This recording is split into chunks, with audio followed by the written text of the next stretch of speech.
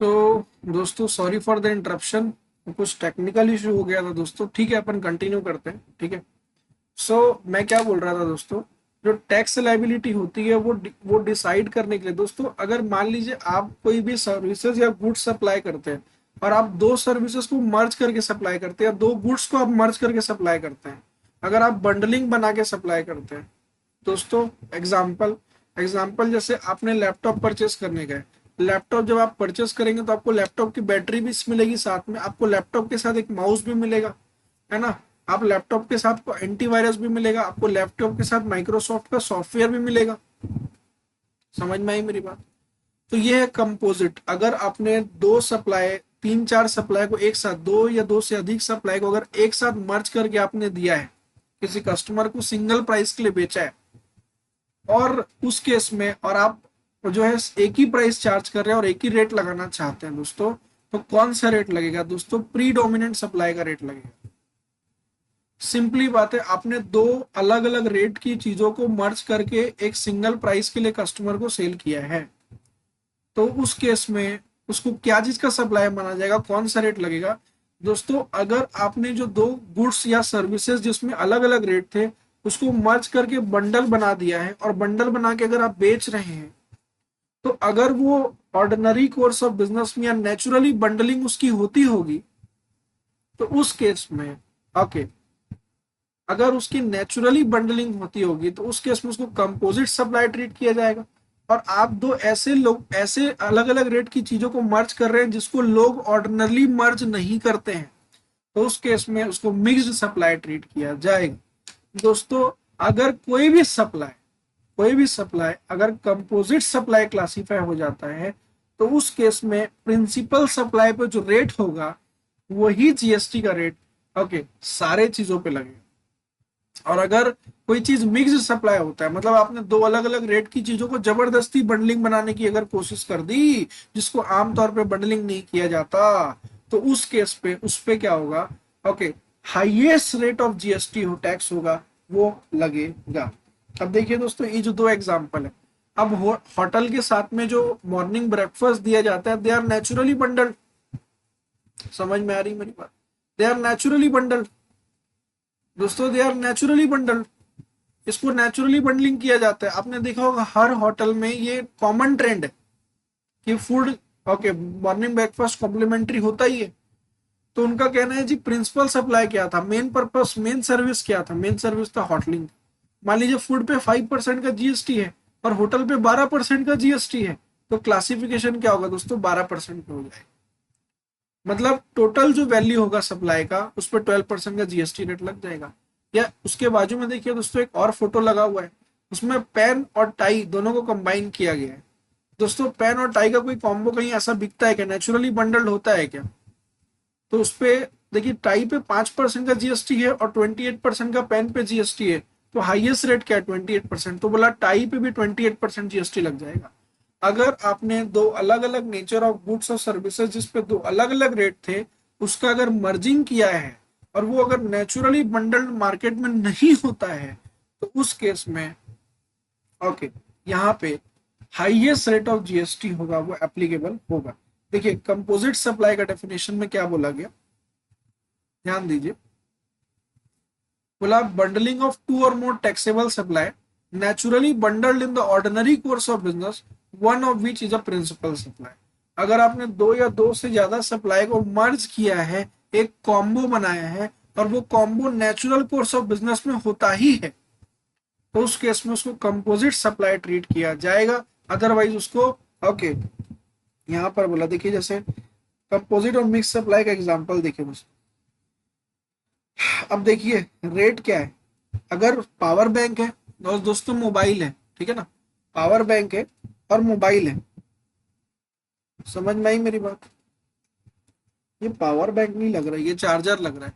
For example अगर charger charger पे अलग जीएसटी रेट है, मोबाइल पे अलग जीएसटी रेट है, ठीक है। तो उनका ये कहना है जी, अगर उन्होंने मोबाइल फोन जब आप नया परचेस करने जाते हो तो साथ में चार्जर मिलता ही है ना सर, लेकिन आईफोन वाले तो नहीं देते दोस्तों। Exceptions are always there. IPhone is unique. चलिए ध्यान दीजिए। तो मान लीजिए चार्जर पे जो जीएसटी का रेट है चार्जर पे जो जीएसटी का रेट है दैट इज 12%, और मोबाइल पे जीएसटी का रेट है सपोज 28%। तो ये कंपोजिट सप्लाई है तो नेचुरली बंडल्ड होता है। तो इस केस में जो प्रीडोमिनेंट सप्लाई है दैट इज 28%। प्रीडोमिनेंट क्या था, मोबाइल खरीदने गए थे, चार्जर थोड़े ना खरीदने गए थे। तो ये सारे सप्लाई पर 28% का जीएसटी लगेगा। दोस्तों जब आप मोबाइल परचेस करने गए होगे आपने देखा होगा, आप क्या देखते हैं कि चार्जर का अलग से पैसा जोड़ता है क्या? नहीं जोड़ता ना। ठीक है, अब ये देखिए यहाँ पर क्या हुआ, एक गिफ्ट पैक रखा गया है, ठीक है, जिसमें बलून्स भी है, ओके, चॉकलेट्स भी है, ओके, यहाँ पे कैंडल्स भी है, स्वीट्स भी है। तो इस टाइप का बंडलिंग दोस्तों नेचुरली नहीं होता मार्केट में, इस टाइप का बंडलिंग नेचुरली नहीं होता है। तो इसमें जो हाईएस्ट रेट पे जिस भी गुड्स पे हाईएस्ट रेट लगता होगा उसमें जितना भी ओके चॉकलेट्स बैलून पड़ा है सब में 28% का जीएसटी लगा दो। अगर हाईएस्ट रेट 28%, अगर किसी भी प्रोडक्ट पर 28% जीएसटी होगा तो वो 28% सब पे एप्लीकेबल हो जाएगा। समझ में आई मेरी बात मालिक? चलिए, अब सबसे पहले क्वेश्चन ये आता है, सर ये तो बड़ा जजमेंटल बात कह दिया आपने। सर आपने तो कह दिया जी नेचुरली बंडल्ड होगा तो प्रीडोमिनेंट सप्लाई का रेट लगा देना, जो मेन प्रिंसिपल सप्लाई होगा। अगर नॉट नेचुरली बंडल्ड होगा तो हाईएस्ट रेट लगा देना। सर लेकिन पता कैसे चलेगा? How to determine whether the goods and services are naturally bundled और नॉट? सबसे पहली बात, परसेप्शन ऑफ कंज्यूमर और service recipient. If large number of consumer expect to receive any particular goods and services as a package, they should be treated as naturally bundled। जैसे battery sold with mobile. दोस्तों जब आप mobile purchase करने जाते हैं तो battery तो उसमें लगा लुगाया मिलता है क्या, कि बैटरी का अलग से आप पेमेंट करते हैं? नहीं करते ना। तो ये सबसे पहली बात, परसेप्शन ऑफ कंज्यूमर। आप उस एरिया में देख लीजिए कंज्यूमर का परसेप्शन क्या है। अगर कस्टमर नेचुरली एक्सपेक्ट करते हैं कि प्रिंसिपल सप्लाई के साथ ये वाला सर्विसेज भी मिलने वाला है, तो उस केस में उसको आप नेचुरली बंडल ट्रीट कर सकते हैं। ठीक है, तो पहला उन्होंने बोला जी परसेप्शन ऑफ कंज्यूमर और सर्विस रिसिपिएंट। ठीक है, दूसरा उन्होंने कहा जी majority of service provided in the area of business. अब जो मेजोरिटी ऑफ सर्विस प्रोवाइडर है उस एरिया में जो majority of the service provider है, ओके, आप उनको देख लीजिए। दोस्तों उस एरिया में जो मेजोरिटी ऑफ सर्विस प्रोवाइडर, आप उनको देख लीजिए वो कैसा टाइप का सर्विसेज देते हैं। जैसे एयरलाइन कंपनीज फूड देती है दोस्तों, आपने फ्लाइट पे अगर कभी ट्रेवल किया होगा कॉम्प्लीमेंट्री फूड का सिस्टम चलता है। इंडिगो तो देता है दोस्तों, बाकी एयरलाइंस का नहीं पता। ठीक है, देखिए एग्जाम्पल ले रखा है, service of stay in hotel is often combined with provision of breakfast and dinner provided free of cost during the stay. Such service is an ancillary to the provision of hotel accommodation and resultant package would be treated as service naturally bundled in the ordinary course of business। अब कुछ और example दिए हुए, other illustrative indicator not determinative but indicative of the bundling of service in the ordinary course of business. दोस्तों ये सब को भी पढ़ के आप नेचुरली समझ सकते हैं कि गुड्स नेचुरली बंडल्ड होता है या नहीं होता है, या सर्विसेज नेचुरली बंडल्ड होती है या नहीं होती है। कैसे? They are single price for the customer pay for the same amount no matter how much the package they are actually used to receive. The element are normally advertised as a package. The different element are not available separately. ठीक है, the different elements are integral to one overall supply. If one or more is removed, the natural bundle would be affected like that।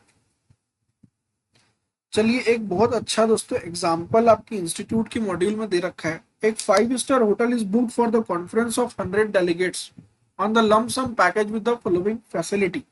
दोस्तों जब मैं package कह रहा हूँ जिसमें goods भी होगा, इसमें सर्विस भी होगा, इसमें ट्रांसपोर्टेशन की भी सर्विसेज होगी।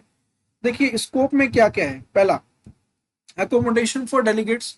एक 5 स्टार होटल ने कॉन्फ्रेंस हॉल का अरेंजमेंट किया जिसमें 100 डेलीगेट्स आने हैं, जिसमें वो क्या देंगे, एकोमोडेशन। जो डेलीगेट्स आएंगे उनको एकोमोडेशन की सर्विसेज दिया जाएगा, उनको ब्रेकफास्ट दिया जाएगा दोस्तों, खाने को उनको ब्रेकफास्ट दिया जाएगा, उनको खाने को ब्रेकफास्ट दिया जाएगा। T and coffee during the conference, अगर कॉन्फ्रेंस चल रहा होगा उसके बीच में अगर टी और कॉफी होगा तो वो दिया जाएगा। Access to fitness room for delegates, मतलब जिम्नेशियम की फैसिलिटी दी जाएगी। Availability of conference room and business centre as it is evident a bouquet of service is being provided. दोस्तों एक बुकेट ऑफ सर्विस इनको दिया जा रहा है। मैनी ऑफ देम, दोस्तों जिम्नेशियम की सर्विसेज पे अलग जीएसटी का रेट है, कॉन्फ्रेंस रूम के रेंट पे अलग जीएसटी का रेट है, टी कॉफी पे जीएसटी का रेट अलग है दोस्तों। तो उन्होंने कहा कि जी कैसे करेंगे, many of them are chargeable to different effective rates of tax if principal supply is described as convention service and is able to capture the entire essence of package. Thus, principal service may be judged as a convention service and charged to tax accordingly. However, it will be fully justifiable for the hotel to charge individually for the service as long as there is no attempt to offload the value of one service on another that is chargeable at concessional rate. दोस्तों यहाँ पर होटलिंग की services का जो GST लग रहा होगा, okay, predominant supply क्या था दोस्तों, कॉन्फ्रेंस हॉल रेंट पे देना, तो उस पे जो जीएसटी का रेट होगा, ओके, वही जीएसटी का रेट जो है सब में क्लासिफाई किया जा सकता है। They are naturally bundled. दोस्तों आप जब कोई कॉन्फ्रेंस हॉल बुक करते हैं होटल के लिए, कोई प्रोग्राम के लिए, तो ये सब चीजें तो नॉर्मली होती है। चलिए next, Poshak manufacture enter into the contract with Cheeku limited for supply of readymade shirt. दोस्तों एक पोशाक मैन्युफैक्चरर है, उन्होंने चीकू लिमिटेड के साथ एक कॉन्ट्रैक्ट किया कि वो रेडीमेड शर्ट प्रोवाइड करेंगे, pack in a designer box at Chiku Limited outlet. Further, Poshak manufacturer would also get them insured during transit. In this case, supply of goods, packaging material, transport and insurance is a composite supply where the supply of goods is a principal supply. अब यहाँ पे क्या हुआ, पोशाक manufacture जो है, okay, main उसका जो काम क्या था, वो तो गुड्स बेचने का काम था, पोशाक बेचने का काम था, तो उसके हिसाब से दोस्तों जीएसटी चार्ज होगा। समझ में आई मेरी बात? Next, when a consumer buys a television set, he also get mandatory warranty and maintenance contract with the TV. This supply is a composite supply. दोस्तों जब आप टीवी परचेस करते हैं तो साथ में आपको 1-2 साल की वारंटी भी मिलती है ना, तो वारंटी क्या होता है, that is a composite supply, क्योंकि वारंटी मार्केट में आप देखेंगे कस्टमर के परसेप्शन भी है और majority of the service provider उस बिजनेस स्कोप में ऐसे सर्विसेज देते भी है। समझ में आई मेरी बात? नेक्स्ट, तो जो रेट टीवी का होगा वही रेट उस सर्विस पे भी आएगा। Next, a travel ticket from Mumbai to Delhi में include the service of food being served on board, free insurance and use of airport lounge. In this case, transportation of passenger constitute the predominant element of the composite supply. It would be treated as principal supply and other supplier ancillary supplier. समझ में आई मेरी बात? Yes और no? चलिए, CBIC का कुछ clarification दोस्तों कंपोजिट और मिक्स सप्लाई में। क्या होता है ना, जब जीएसटी के प्रोविजंस आए तो दोस्तों इंडस्ट्री का बहुत सारे डाउट है, उन्होंने प्रिंटिंग इंडस्ट्री का डाउट है। सबसे पहले प्रिंटिंग इंडस्ट्री का क्या डाउट है, देखिए दोस्तों, सबसे पहले प्रिंटिंग इंडस्ट्री का डाउट नंबर 1 देखिए क्या है doubt, whether the printing of books, pamphlet, brochures, annual report including supply of goods and services are to be treated as which supply। भाई जो प्रिंटिंग इंडस्ट्री होते हैं उन लोग बुक्स प्रिंट करते हैं, pamphlets, brochures, annual reports company के छापते हैं, ओके, तो उसमें गुड्स और सर्विस दोनों होता है। सपोज अगर कोई पब्लिशर हाउस है दोस्तों, ठीक है, अब राइटर अगर यहाँ पे कोई कंटेंट सप्लाई करता है, राइटर अगर कोई कंटेंट सप्लाई करता है जो कि उसका इंटेंजिबल एसेट्स है और उसको पब्लिशर हाउस प्रिंट करता है दोस्तों, तो बुक्स बनाता है, तो बुक्स पे पेजेस लगते हैं कि नहीं, इंक लगता है कि नहीं, तो उसको सप्लाई ऑफ गुड्स माने कि सप्लाई ऑफ सर्विस माने, क्योंकि है तो कंपोजिट सप्लाई। अब देखिए क्लैरिफिकेशन क्या दिया डिपार्टमेंट ने, बोला here the intangible asset that is the content is owned by writer and publisher though using the printer and ink, but predominantly the books has no value without good content, hence it would be the supply of service। दोस्तों ये समझिएगा आप मेरी बात को, अगर publisher house किसी writer की बुक को छापते हैं, अगर पब्लिशर हाउस जो है यहाँ पे किसी राइटर की बुक को छापते हैं, तो उस केस में उसको सप्लाई ऑफ सर्विस माना जाता है। लेकिन सर पब्लिशर हाउस का इंक लग रहा है, पब्लिशर हाउस का पेपर लग रहा है, दोस्तों एक बात बताइए, अगर बुक का कंटेंट अच्छा नहीं होगा तो आप क्या पब्लिशर हाउस को देख करके बुक परचेस करेंगे क्या? Answer is no. दोस्तों सीबीएसई बोर्ड का एक रिफ्रेशर आता है जो कि सुल्तान चंद पब्लिकेशन पब्लिश करता है, जिसके राइटर टीएस गरेवाल जी हैं। अब मैं ये कहना चाहता हूं, क्या आप उस बुक को इसलिए परचेस करते हैं कि सुल्तान चंद पब्लिकेशंस उसको पब्लिश करता है, कि आप उसको इसलिए पढ़ते हैं क्योंकि भाई उस राइटर का कंटेंट बड़ा ही अच्छा है? आंसर इज क्योंकि उस राइटर का कंटेंट बड़ा ही अच्छा है। तो पब्लिशर हाउस ने केवल उसको प्रिंटिंग की सर्विसेज दी, ऐसा ट्रीट किया जाएगा। चलिए नेक्स्ट, इंडस्ट्री का फिर दूसरा डाउट आया, बोला whether supply of printed envelope, letter heads, printed boxes, tissues, napkin.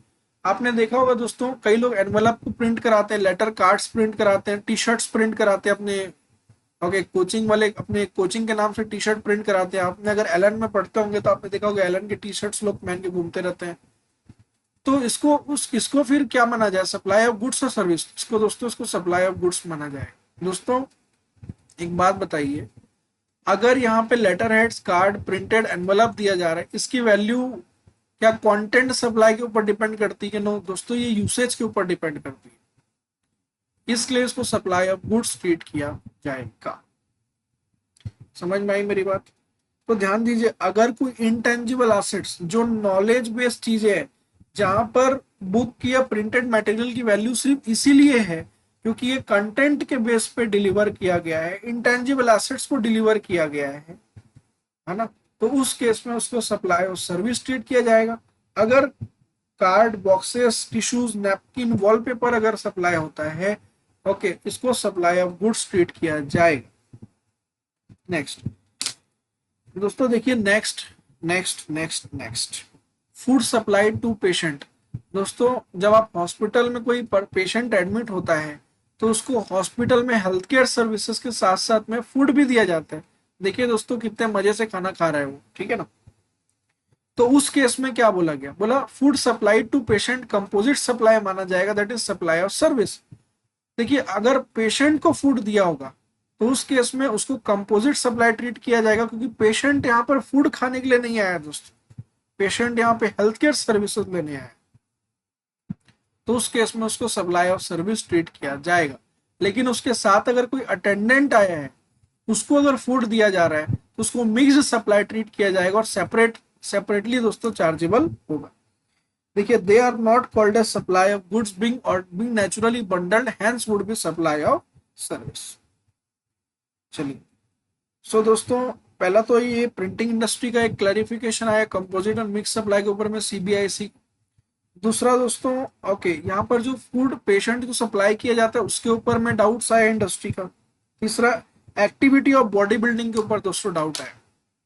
देखिए दोस्तों, एक्टिविटी ऑफ बॉडी बिल्डिंग, यहाँ पे क्या होता है, सपोज ऐसा चेचिस आता है दोस्तों, इसमें बॉडी बनता है, तो जो बॉडी बिल्डर्स होते हैं, जो बॉडी बिल्डिंग की सर्विसेज प्रोवाइड करते हैं, या कई बार मैन्युफैक्चरर भी बॉडी बिल्डिंग की सर्विसेज भी प्रोवाइड करते हैं, तो उस केस में क्या माना जाएगा, here buyer will get the changes to the body manufacturer and get the body builded. Here predominant nature of service would be of service, hence would be supply of service. दोस्तों body builder जो है, okay, उसका main काम क्या था, body building का काम था। आपने ऐसा चेचिस परचेस किया, आप चेचिस परचेस करने के बाद जाके वहां पर बॉडी बिल्डिंग का काम करवा रहे हैं, आप बॉडी बनवा रहे हैं, तो उस केस में दोस्तों बॉडी जब बनवा रहे होंगे तो लोहा भी लगा होगा, उसमें कुछ मोटर्स लगे होंगे, कुछ लाइट्स लगा होगा, थोड़ा वेल्डिंग भी किया होगा, तो उसमें सर्विसेज भी था दोस्तों, गुड्स भी था। तो प्रीडोमिनेंट क्या था दोस्तों, सर्विस। आप बॉडी बनवाने गए थे कि उसका सामान खरीदने के लिए गए थे? समझ में आई मेरी बात? तो उसको जो है, okay, supply of service treat किया जाएगा। नेक्स्ट दोस्तों, इंडस्ट्री का डाउट आया, that is retreading of tyres. Retreading of tyres क्या होता है, जहां पर पुराने जो टायर्स होते हैं दोस्तों, जो बड़े बड़े कॉमर्शियल व्हीकल्स आपने देखे होंगे, है ना, या बड़े बड़े ट्रक टिप्पर्स के जो टायर्स रहते हैं दोस्तों, इनकी लाइफ जो है, ओके, पूरी खत्म होने के बाद में 3-4 साल 5 साल में दोस्तों टायर पूरे घिस जाते हैं। तो इन जो टायर्स होता है, ठीक है, इन टायर को रिपेयर करके नया बना दिया जाता है दोस्तों, उसको बोलते हैं रीट्रेडिंग ऑफ टायर की सर्विसेज। समझ में आई मेरी बात? तो बोला where the old tyre is retreaded then it would be, अगर मान लीजिए कोई भी ट्रांसपोर्टर किसी रिट्रेडर के पास गया और उसने अपने टायर का रिपेयर करा के उसको नया जैसे बनवा लिया, तो उस केस में जो टायर को रिट्रेड कर रहा है उसको सप्लाई ऑफ सर्विस ट्रीट किया जाएगा, ना कि सप्लाई ऑफ गुड्स ट्रीट किया जाएगा। समझ में आई मेरी बात दोस्तों? ध्यान दीजिए, वेयर ओल्ड टायर इज, अब मुझे बताइए, एक होता है, एक तो ये हो गया कि ट्रांसपोर्टर जो है अपना पुराना टायर लिया और रीट्रेडर के पास गया और जाके उसको सही करा लिया। दूसरा क्या हो सकता है, दूसरा ये हो सकता है कि आप, अगर आप रीट्रेडर हो, आपने पुराने टायर परचेस किए, उसको आपने रिपेयर मेंटेनेंस किया, नए जैसे बनाया और बाद में बेच दिया उसको, तो उस केस में उसको सप्लाई ऑफ गुड्स माना जाएगा। Where old tyre is retreaded and sold by retreader then it would be supply of goods. अगर दूसरे की टायर पे रिट्रेडर ने केवल रिपेयर एंड मेंटेनेंस का काम परफॉर्म किया है, उस केस में उसको सप्लाई ऑफ सर्विस माना जाएगा। अगर उसने पुराने टायर को परचेस करके उसमें कुछ कलाकारी कर दिया, ओके, और उसको बेच दिया होगा, तो उस केस में उसको सप्लाई ऑफ गुड्स ट्रीट किया जाएगा। नेक्स्ट, समझ में आई सीबीएसई की क्लैरिफिकेशन से दोस्तों ये सब ठीक। चलिए नेक्स्ट, नेक्स्ट क्लैरिफिकेशन आया दोस्तों सिनेमा हॉल में। आप देख पा रहे होंगे जैसे एक फोटो लगा हुआ है, सिनेमा हॉल के साथ में पॉपकॉर्न मिलता है कि नहीं मिलता है। Supply of food and beverages by cinema hall taxable as restaurant services, ठीक है। Cinema operators either run this refreshment eating stall, kiosk, counter, restaurant themselves or they may give on contract basis to third party। दोस्तों आप जब cinema देखने जाते होंगे तो आप पॉपकॉर्न परचेस करते होंगे, कोई फूड बेवरेजेस परचेस करते होंगे, तो वहां जो स्टॉल्स होते हैं दोस्तों, कियोस्क होते हैं, ठीक है। अब इसमें दो ऑप्शन होता है सिनेमा हॉल के पास, या तो खुद उसको जो है चलाए वो, या तो वो क्या करते हैं थर्ड पार्टी को ठेके पे दे देते हैं। ध्यान दीजिए, हियर द कंज्यूमर मे और may not by the food and beverages from this stall and kiosk. तो यहाँ पर ये बोला गया कस्टमर को कोई मैंडेटरी नहीं है कि अगर कोई फूड बुक, अगर कोई सिनेमा बुक कर रहा है तो उसको साथ में फूड परचेस करना ही पड़ेगा, ऐसा कोई मैंडेटरी नहीं है दोस्तों, ऑप्शनल है। देखिए इसको क्या बोला गया, बोला supply of food beverages by cinema hall or restaurant service till food and beverages are supplied as service and supply as independent of cinema exhibition services. दोस्तों अगर ओके अगर सिनेमा हॉल खुद से फूड एंड बेवरेजेस सप्लाई करते हैं तो उस case में उसको सप्लाई ऑफ सर्विस ट्रीट किया जाएगा, रेस्टोरेंट सर्विस माना जाएगा। अगर सिनेमा हॉल की सर्विसेज है ना और रेस्टोरेंट की जो सर्विसेज दी जा रही है they are independent of each other. Independent of each other का मतलब ये हो गया, अगर कोई मूवी देखने जाएगा तो उसको मिनिमम खाना भी खाना ही पड़ेगा और खाने का पैसा कोई मैंडेटरी होगा। अगर ऐसा कुछ क्लॉज नहीं होगा तो उस केस में उसको रेस्टोरेंट सर्विस ट्रीट किया जाएगा और सेपरेट रेट पे चार्जेबल होगा। नेक्स्ट, उन्होंने बोला if value of food are included in the price of ticket. अगर देखिए यहाँ पर जो पहला केस बोला गया जहाँ पे सिनेमा वाले जो स्टॉल चला रहे थे वहां पे टिकट की वैल्यू अलग थी, अगर किसी को फूड लेना है तो अलग से पैसे देने पड़ेंगे और फूड परचेस कर लेगा। दूसरा उन्होंने बोला if value of foods are included in the price of ticket and it's satisfying the criteria for composite supply then rate of cinema would be applicable to all. अगर जो उनका फूड एंड बेवरेजेस का value होगा है ना वो already ticket price में included होगा और उस एरिया में अगर ये नेचुरली बंडल्ड होता होगा तो उस केस में यहाँ पे उसको कंपोजिट सप्लाई ट्रीट किया जाएगा। समझ में आई मेरी बात दोस्तों। नेक्स्ट, अब आते हैं जी मिक्स्ड सप्लाई। मिक्स्ड सप्लाई मतलब to or more taxable supply को मर्ज किया गया है, जिसको नेचुरली बंडल्ड नहीं किया जाता तो they would attract the highest rate of GST applicable. तो यहाँ पे जो हाईएस्ट रेट ऑफ जीएसटी होगा वो इनके ऊपर एप्लीकेबल होगा। देखिए जैसे यहाँ पे आप देख रहे होंगे chocolate plus milk plus food को कंबाइन किया गया है तो highest rate of GST applicable होगा। उधर देख पा रहे होंगे आपने अमेजोन में कोरियर की जो सर्विसेज दी जाती है दैट इज कंपोजिट सप्लाई, ठीक है। अब दोस्तों चैप्टर आपका जो सप्लाई का है वो तो हो चुका है खत्म। अब कुछ क्वेश्चंस आंसर है, ठीक है, वो अपन डिस्कस एक बार कर लेते हैं और कुछ क्वेश्चंस मैं आपको कल एक सेपरेट वीडियो में डिस्कशन करूंगा, ठीक है। देखिए supply of a package consisting of canned foods, sweets, chocolate, cake, dry fruits, aerated drink, fruit juices when supplied for a single price is a mix supply. दोस्तों अगर आपने खाना, sweets, chocolate, dry cakes, aerated drinks मतलब mineral water, इसका एक package बना के अगर आपने बेचा है तो उसको मिक्स सप्लाई ट्रीट किया जाएगा, कंपोजिट नहीं ट्रीट किया जाएगा क्योंकि they are not naturally bundled. Each of this item can be supplied separately and is not dependent on any other. It shall not be a mixed supply if these services are supplied separately for a separate prices are charged. Next, a shopkeeper selling storage water bottle along with the refrigerator for the single price. एक shopkeeper है वो fridge बेच रहा है, fridge के साथ में कुछ वाटर बॉटल्स भी बेच रहा है and refrigerator can be easily priced and sold independent, they are not naturally bundled so such supplies are mix supply. आपने देखा है क्या दोस्तों कभी फ्रिज के साथ में बॉटल फ्री आते। Next, a house is given on rent through a single rented one floor for which is to be used as residence and another floor housing as a printing press at a lump sum rent amount. Such rent for two different purposes is not naturally bundled and said supply a mixed supply. ऐसा कोई थोड़ा ना होता है. Next, Sringar Enterprises supplies 10,000 kits at the rate 50 each, amounted to 5 lakh rupees to Raghav General Store. Each kit consisting of one shampoo, one face wash, one kajal pencil. It is a mixed supply and is treated as a supply of that particular supply with highest rate of tax. Assuming the rate of tax applicable on the shampoo is 18%, face wash पे 28%, काजल pencil पे 12% GST, तो यहाँ पे सारा चीज 28% पे classify होगा. Next, in case of servicing of car involving supply of goods. दोस्तों आप जब कार सर्विस कराने जाते हैं तो जैसे कि आपने कुछ उसमें गुड्स भी तो वो सप्लाई करते हैं साथ में. सपोज आपका अगर एयर फिल्टर खराब हो गया हो तो एयर फिल्टर चेंज कर देते हैं, ऑयल फिल्टर खराब हो गया तो ऑयल फिल्टर चेंज कर देते हैं. ठीक है, तो उसमें गुड्स भी होता है, सर्विस भी होता है. उसको क्या माना जाएगा दोस्तों? They are composite supply. अगर सेपरेटली बोला where the value of goods and service are shown separately, the goods and services would be liable to tax at the rate as applicable to the given services separately. Otherwise composite supply भी treat किया जा सकता है, but naturally ऐसा होता नहीं है, अलग अलग रेट दिखाए जाते हैं. कुछ क्वेश्चन से देखिए दोस्तों.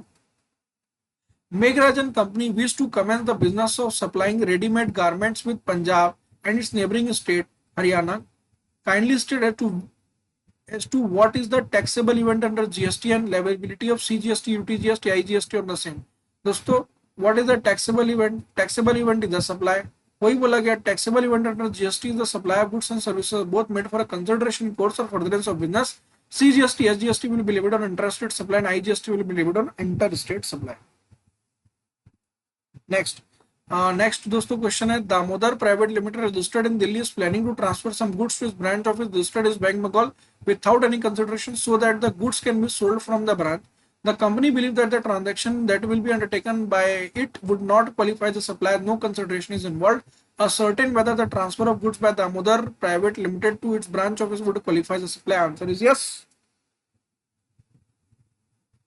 They are treated as establishment of distinct person under section 25 of CGST Act 2017 and supply due to para number 2 of schedule number 1 of the CGST Act. ये सब आंसर लिखेंगे दोस्तों. समझ में आई मेरी बात? Any doubt on this? ध्यान दीजिए. नेक्स्ट दोस्तों मैंने सारे क्वेश्चंस के आगे ना हिंट लिख दिए हैं, आप चाहें तो एक बार रीड करके रेफर कर सकते हैं. नेक्स्ट क्वेश्चन देखिए. Prithvi associate is engage in the supply of taxable goods in inquiries from his tax advisor as to whether any activity can be treated as supply even if made without consideration in accordance with the provision of CG in accordance with the provision of GST law. इसमें दोस्तों schedule 1 छाप देना पूरा. ठीक है. Next question, composite supply is treated as a supply of that particular supply which attract higher rate of. ये तो mix supply का डेफिनेशन है दोस्तों. Next, transfer of title of position is necessary for a transaction to constitute the supply of goods. दोस्तों transfer of title और position is necessary. Para 1 of schedule 2 explain कर देना दोस्तों. ठीक है. नेक्स्ट, अब देखिए यहाँ पर उन्होंने बोला कुछ condition. Examine whether the following activity would amount to supply under section 7 read with schedule number 1. Sulekha manufacturer have a factory in Delhi and depot in Mumbai. Both these establishments are registered in respective state. Finished goods are sent from factory to Delhi to Mumbai depot without any consideration so that the same can be sold from there. दोस्तों schedule 1 para number 2 का reference दे के लिख देना answer. ठीक है. Next, Raman is an architect in Chennai. His brother is settled in London. Is a well-known lawyer. Raman has taken legal advice from him with regard to family dispute. देखो non, पहली बात तो consideration नहीं है और दूसरा उन्होंने कहा इन कोर्स और फर्दरेंस ऑफ बिजनेस नहीं है. तो इसमें पैरा 4 ऑफ शेड्यूल 1 और सप्लाई का जो सेक्शन 7(1)(c) का डेफिनेशन सेक्शन 7(1)(2) सेक्शन 7(1)(b) जो है दोस्तों read with schedule number 4 para number 4 of schedule number 1 लिख दीजिएगा answer. Would your answer be different if the Raman has taken advice in respect of the business? Yes, our answer might be different. It would will supply as per para number 4 of the schedule number 1. Next, state whether the following would be treated as a supply of goods or services. तो renting of immovable property, ठीक है ना, renting of immovable property, services by way of याद आ रहा है, services by way of leasing, license, easement, services by way of lease, license, easement, license to occupy land, है ना। तो अगर इमूवेबल प्रॉपर्टी को रेंट पे दे रहे हो सप्लाई ऑफ सर्विस माना जाएगा। Goods forming part of business asset are transferred or disposed of by or under the direction of person carrying on the business so as no longer form part of business at supply of goods treat किया जाएगा। Transfer of right in goods without transfer of title in goods दोस्तों supply of service treat किया जाएगा। Transfer of title in goods under an agreement which stipulate that the property shall be passed in future date upon the payment of full consideration transfer of service माना जाएगा, sorry supply of service माना जाएगा। Determine whether following supply would be treated as a supply, बोला क्या इन supply को supply treat किया, supply of goods service treat किया जाएगा। Temporary transfer of permitting the use or enjoyment of the intellectual property rights is a supply of service. Any treatment of process applied to other person goods known as supply of service. Transfer of title in goods known as supply of goods. इसी level के question आते हैं दोस्तों, बहुत hard question नहीं आते, आपको बस कंसेप्ट का नॉलेज होना चाहिए। देखिए ध्यान दीजिए। Next, goods supplied on hire purchase basis will be treated supply of service. Examine the validity of the statement. लिख देना दोस्तों para number 1 of schedule number 2। चलिए, supply of service. Examine weather following activity of import of service would be independent would supply under section 7। बताइए import of service को यहाँ पर supply treat किया जाएगा कि नहीं, उसके ऊपर में क्वेश्चन है। देखिए ध्यान दीजिए, बोला गया मिस संस्कृति श्री, क्या नाम है इसका यार, श्रीनीति कौशिक रिसीव इंटीरियर डेकोरेटर की services for a residence located in Bandra Mumbai for from mister Rachel of Sydney Australia. The amount paid for service is 5,000 rupees. The import of services for a consideration whether not in course or furtherance of business section 7(1)(b) का चिपका देना दोस्तों, answer लिख देना yes it is a supply. Miss Sriniti Kaushik receive interior decorator services for her residence in Bandra from her brother Mr. Varun resident in Sydney, wholly dependent on Mr. Srinit. Further, Mr. Srinit did not pay any consideration, not a supply. Will answer be different if above case Miss Sriniti has taken the interior decorator? Yes sir, अगर उसने business से relate लिया होगा तो GST charge हो जाएगा। अब Dumdum electronics ने बहुत सारे इलेक्ट्रॉनिक्स आइटम बेचे हैं। ओके, यहाँ कहीं पर भी देखो, उन्होंने रेफ्रिजरेटर बेचा है जिसमें 18% का जीएसटी, स्टेबलाइजर बेचा है जिसमें 12% का जीएसटी है, टेलीविजन सेट 42 इंच का बेचा है जिसमें 12% का जीएसटी, और स्प्लिट एयर में बेचा है उसमें 28% का जीएसटी है। Dumdum electronics issued single invoice indicating the price of each item separately in the invoice. तो ठीक है ना दोस्तों, ना ये सप्लाई है, ये कंपोजिट है, ना ये मिक्स सप्लाई है। अगर उन्होंने सेपरेटली जो है प्राइस इंडिकेट किया और सेपरेट रेट इंडिकेट किया तो अपने को कोई दिक्कत नहीं है। चलिए next, Manikaran registered supplier of Delhi supplies 220,000 okay packages at 30 rupees each to Makhija gift shop in Punjab. हर पैकेट में 2 चॉकलेट, 2 फ्रूट ओके और बैलून है। दोस्तों ये नॉट नेचुरली बंडल्ड, इसमें मिक्स सप्लाई। चॉकलेट पे 18% का जीएसटी का रेट है, फ्रूट जूस बॉटल्स पे 12% का जीएसटी रेट है, टॉय बलून पे 5%, तो 18% पे सबको क्लासिफाई कर दो, नॉट नेचुरली बंडल्ड। चलिए नेक्स्ट क्वेश्चन देखिए दोस्तों। नेक्स्ट क्वेश्चन है गगन। नेक्स्ट क्वेश्चन है Gagan engineer private limited registered in Haryana is engaged in providing the maintenance and repair services for heavy steel machinery for carrying out the repair work. Gagan machinery send its container truck equipped with को clarification याद है दोस्तों, with item like repair equipment, consumable store part from Haryana workshop to its own repairing center registered under law located in other state across where the client's machinery are being brought and repaired. Discuss the liability of GST. तो vehicle पे नहीं लगेगा, service पे GST लगेगा। Clear. Next, Savarna and Sons wishes to start supplying the alcoholic liquor for human consumption and applies for license to the Tamil Nadu government for selling of liquor for which the state government has charged the fees. Examine whether grant of alcoholic liquor license। हमने पढ़ रखा है दोस्तों, alcoholic liquor license पे GST नहीं लगता। समझ में आई मेरी बात? So दोस्तों, this is the questions which are given in your module, which is given in the module of the Institute of Chartered Accountants of India CA Inter। ठीक है दोस्तों, ठीक है। तो हमने सारे क्वेश्चंस भी कर लिए दोस्तों और कंसेप्ट भी सारा कवर कर लिया। नोट्स का लिंक मैं आपको डिस्क्रिप्शन बॉक्स में दे दूंगा, वहां से आप मेरे नोट्स रेफर कर सकते हैं। ठीक है, ओके। अगर आपको वीडियो अच्छा लगा हो दोस्तों तो लाइक कीजिए, कमेंट कीजिए, चैनल को सब्सक्राइब कीजिए, बेल आइकन को प्रेस करिए for the latest notification and updates. दोस्तों आज हमारा सप्लाई टॉपिक पूरा फिनिश हो गया और हम लोग कल से अब नेक्स्ट टॉपिक चालू करेंगे, that is charge of GST. ठीक है, थैंक यू।